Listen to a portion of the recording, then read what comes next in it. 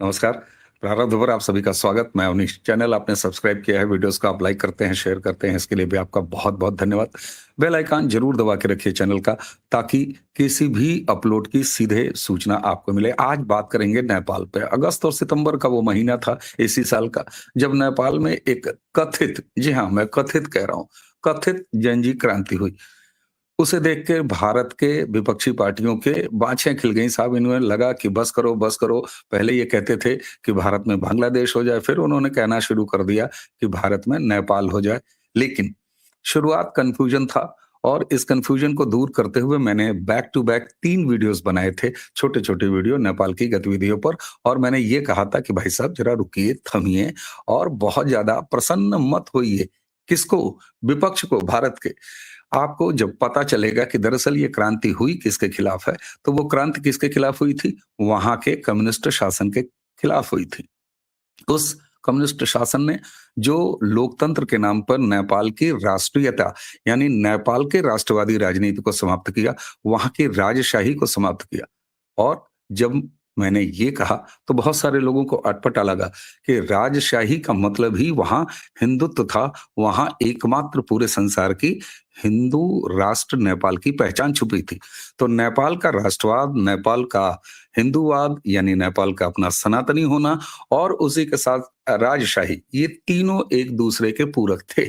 उन्हें समाप्त किया इन्हीं कम्युनिस्ट आंदोलन ने, और उसके बाद कथित तौर पर वहां लोकतंत्र ले आए। लेकिन लगभग 1.5 दशक से ज्यादा हो चुके, और नेपाल को मिला क्या था? नेपाल को केवल लूट मिली थी, ठगी मिली थी और भ्रष्टाचार मिला था, जिसके उत्तर में ये सारा कुछ जेएनजी आंदोलन था। हमें पता है कि सुशीला कार्की, जो कि सुप्रीम कोर्ट की भूतपूर्व न्यायाधीश थी, उनको कार्यवाहक प्रधानमंत्री के रूप में नेपाल में नियुक्त किया गया, और उन्होंने उसी समय घोषणा कर दी थी कि मार्च में हम वहां चुनाव कराएंगे। तो साहब 5 मार्च ये तारीख है जब नेपाल में चुनाव होने हैं। इसलिए वहाँ एक बार फिर गतिविधियां शुरू हो गई हैं, और सुशीला कार्की जी ने भी कोई बहुत ज्यादा तीर नहीं मार लिया।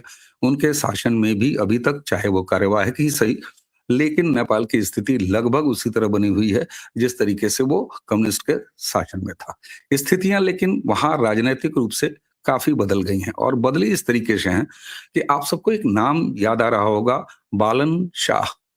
बालन शाह, जो कि काठमांडू के मेयर, निर्दलीय मेयर बने, रैप सिंगर हैं, उनकी एक अलग पहचान है। उसको भी लेके भारत में तरह-तरह के कन्फ्यूजन, कई सारे लोग ये कहते हैं कि साहब वो भारत विरोधी हैं। ठीक है, चलिए हटा देते हैं, अभी भारत विरोधी हैं कि क्या हैं। लेकिन वहाँ की एक बड़ी पार्टी है, राष्ट्रीय स्वतंत्र पार्टी, आरएसपी।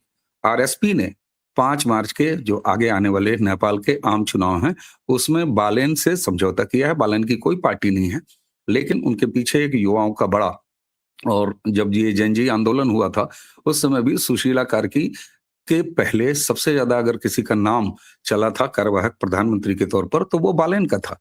बालेन और राष्ट्रीय स्वतंत्र पार्टी, इन दोनों ने समझौता कर लिया है, और अब ये तय हुआ है कि आरएसपी की तरफ से जो प्रधानमंत्री पद के उम्मीदवार हैं वो बालेन होंगे। 35 साल के बालेन हैं, रैप सिंगर, उनके बारे में बहुत कुछ जानकारियां उपलब्ध हैं नेट पे, तो मैं उस पर नहीं जाऊंगा। लेकिन यहाँ इंटरेस्टिंग एक बात आता है कि बालेन ने खुद को मधेशी कहा है। जो नेपाल के बारे में जानते हैं उन्हें तो अच्छी तरह पता होगा, लेकिन आइए बता देते हैं। दरअसल मधेश इलाका, यानी मध्य देश। मध्य देश का क्या मतलब? नेपाल का जो पहाड़ी इलाका है, जो पर्वतीय इलाका है, और भारत की तरफ अगर आइएगा, भारत की सीमा की तरफ, तो जो तराई का एरिया है, जो तराई का इलाका है, जो भारत की तरफ से आता है, उसको मधेश कहते हैं। और ये वो इलाका है जहां पर बहुत सारे भारतवंशी रहते हैं। उनकी भाषा एक है, वो भोजपुरी बोलते हैं उधर नेपाल की तरफ, और कई तो जो बिहार की मिथिला की भाषा है वो बोलते हैं। बहुत सारे ऐसे लोग हैं जो भारतीय मूल के हैं, या ये कहिए कि जिनका डीएनए जो है वो भारतीय है, वो इस इलाके में रहते हैं। और बड़ा इलाका है, मैदानी इलाका, तराई इलाका, जो नेपाल का है। मधेश आंदोलन 1950 के दशक से नेपाल में शुरू हुआ। क्यों?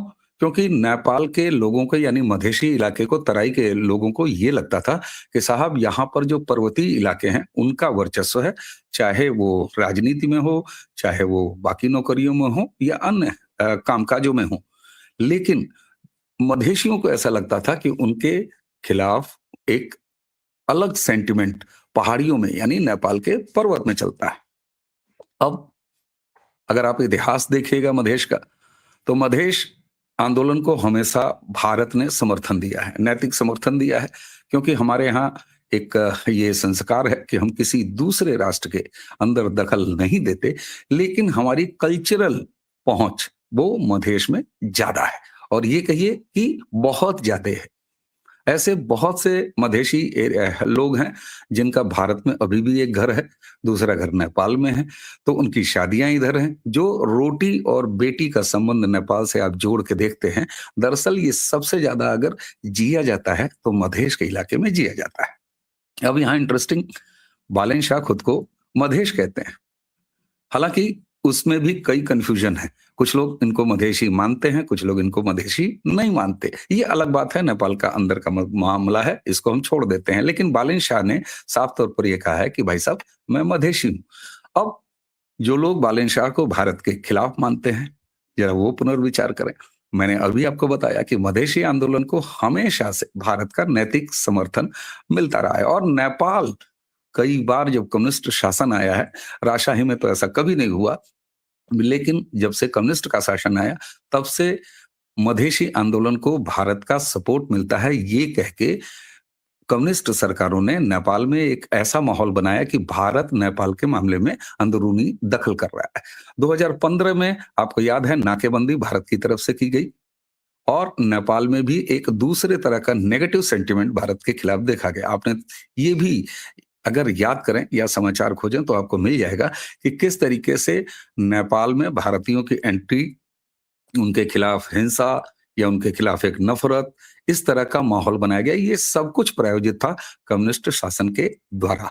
हालांकि अब कम्युनिस्ट सत्ता में नहीं रहे, और बालेन शाह जो सबसे ज्यादा लोकप्रिय हैं, वो अपने आप को मधेशी कहते हुए, और एक बड़ा पार्टी, एक बड़ी ताकत उनके पीछे अब खड़ी है, आरएपी यानी राष्ट्रीय स्वतंत्र पार्टी। दूसरी तरफ नेपाल की सारी कम्युनिस्ट पार्टियों ने अपना विलय कर लिया है, और अब वहां एक पार्टी है कम्युनिस्टों की जिसको नेपाली कम्युनिस्ट पार्टी कहते हैं। उसी के साथ साथ केपी शर्मा ओली, आपको पता है ये भी कम्युनिस्ट बैकग्राउंड से आते हैं। इन सारे लोगों ने पहली बार अभी 2 दिन पहले सुशीला कार्की के साथ इनकी मीटिंग हुई, और इन्होंने कहा कि हम भी नेपाल के आगे आने वाले 5 मार्च के चुनाव में भाग लेंगे। तो बालेन शाह जो कि सबसे बड़े चेहरे जेनजी आंदोलन के, उन बहुत हद तक ये संभावना है कि बालेन शाह एक मजबूत कैंडिडेट हैं प्रधानमंत्री पद के। और जब मार्च में चुनाव होंगे तो चूंकि अभी भी अगर आप देखें, आप अपने सूत्रों से पता चलें करें, हालांकि बहुत ज्यादा समाचार सितंबर में जैसे ही ये जनजी वाली क्रांति हुई, उसके बाद जैसा कि होता है कुछ दिन हम बात करते हैं, उसके बाद हम बातें भूल जाते हैं। लेकिन अगर आप प्रारब्ध के वो तीनों वीडियोस देखेंगे तो उस समय भी मैंने ये कहा था कि बहुत ज्यादा यहाँ के विपक्ष को प्रसन्न होने की आवश्यकता नहीं है, और अगर कोई डीप स्टेट नाम की शय कहीं गोरों के देश में चलती है तो भारत भी बहुत सामान्य तरीके से अपना जीवन नहीं जीता। मैं संकेतों में कह रहा हूं। तो अगस्त और सितंबर में जो कुछ भी क्रांति हुई, जिसमें कम्युनिस्टों के शासन को उखाड़ के फेंक दिया गया, और अब नेपाल जब 5 मार्च को अपने चुनाव में जाएगा, तो उसके बाद मैंने जैसे आपको कहा कि एक मधेशी कहने वाले बालेन शाह, जिनके बारे में शुरुआत में बहुत सारे कंफ्यूजन थे भारत में भी कि नहीं साहब ये तो भारत विरोधी है, लेकिन मैं फिर कहता हूं जो कुछ सामने दिखाई देता है दरअसल उसके पीछे भी बहुत कुछ हो रहा होता है। और अब नेपाल में ये बहुत हद तक इस बात की संभावना है कि आगे जब मार्च में चुनाव होंगे तो बालेन शाह एक मजबूत कैंडिडेट के रूप में, मैं अभी भी, क्योंकि चुनाव परिणामों के ठीक पहले या उससे बहुत पहले मैं कम से कम कुछ भी भविष्यवाणी नहीं करता, लेकिन मैं आपको संकेत दे रहा हूं कि नेपाल में किस तरीके से कम्युनिस्ट सत्ता को उखाड़ के फेंका गया, और नेपाल का राष्ट्रवाद, साथ में ही वहां के राजशाही की एक लंबी मांग कि वापस आए, ये भी अभी साइड में है। मैंने पुराने वीडियोस में जब नेपाल में ये सब चल रहा था तो मैंने ये कहा था कि नेपाल अपने राष्ट्रवादी क्रांति की तरफ आगे बढ़ रहा है, लेकिन मैंने ये जरूर कहा था कि उसी समय राजशाही की भी मांग पीछे पीछे चल रही है। योगी आदित्यनाथ के पोस्टर, वहां के भूतपूर्व राजा की रैलियों में स्वागत में जुड़ती हुई भीड़। लेकिन तब भी मैंने ये नहीं कहा था कि इसका ये अर्थ नहीं है कि नेपाल में राजशाही वापस आ रही है, लेकिन कम्युनिस्ट सत्ता से मुक्ति पाकर नेपाल वापस अपने सनातनी राष्ट्रवादी पहचान की तरफ वापस जा रहा है। और अब जब बालन शाह ने खुद को मधेश कहना शुरू कर दिया है, तो इसके संकेत आप समझ सकते हैं। उम्मीद है कि आगे आने वाले स्वस्थ चुनाव होंगे नेपाल में, और जो भी लोकतांत्रिक ढंग से चुन के आएगा, वहां का प्रधानमंत्री बनेगा, तो वो एक प्रो चाइना जो माहौल नेपाल में बन रहा था कम्युनिस्टों के अंडर, वो समाप्त हो जाएगा। कम्युनिस्ट अब वहां कमजोर हो रहे हैं, इसलिए क्योंकि उन्होंने सिर्फ ठगा है, धोखा दिया है।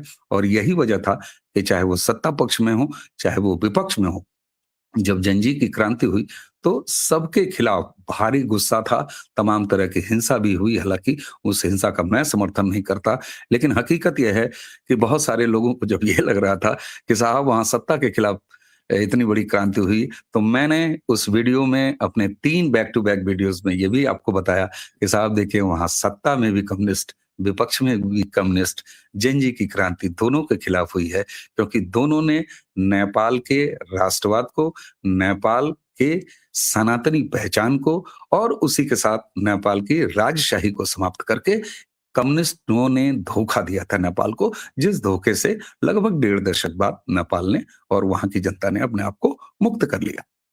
तो चलिए, बधाई हो। नेपाल में एक बार फिर चुनावी गतिविधियां शुरू हैं, राजनीतिक गतिविधियां शुरू हैं, और उसी के साथ अपनी मधेश पहचान के साथ, जिसे भारत हमेशा नैतिक समर्थन देता है, बालन शाह एक मजबूत उम्मीदवार के तौर पर प्रधानमंत्री पद के लिए सामने है नेपाल के। हम चाहेंगे कि नेपाल का चाहे पहाड़ी इलाका हो, चाहे भारतवंशियों से गहरा संबंध रखने वाला मधेशी इलाका हो, नेपाल की अपनी राष्ट्रीय पहचान है, अपनी राष्ट्रीय संप्रभुता है। हमारे साथ नेपाल का रिश्ता जैसा था वैसा ही आगे बना रहे। लेकिन अगर कहीं लोकतंत्र को धोखे में रखने वाले, लोकतंत्र को लूटने वाले कम्युनिस्टों का शासन का अंत होता है और एक मधेसी पहचान के बालन शाह आते हैं, तो नेपाल में इससे अच्छा कुछ भी नहीं हो सकता, और भारत के लिए ये शुभ है। इसी के साथ आज की चर्चा समाप्त करेंगे। आज का ये वीडियो अगर आपको पसंद आया हो, आगे बढ़ाइएगा। चैनल के सब्सक्रिप्शन, आपको बहुत बहुत धन्यवाद, आपने लगातार ले रखा है। हमारे मेंबर भी आप बन सकते हैं, सुपर चैट भी दे सकते हैं, सुपर थैंक्स भी दे सकते हैं। वीडियोस को इसी तरह लाइक करते रहिए, शेयर करते रहिए, आगे बढ़ाते रहिए, और चैनल के बेल आइकन को जरूर दबा के रखिए, ताकि कोई भी नया अपलोड आए तो उसकी सीधे सूचना आपको मिले। उम्मीद है ये वीडियो आपको पसंद आया होगा। तो इसी के साथ मुझे यानी अवनीश को आज्ञा दीजिए। नमस्कार। जय जय श्री राम।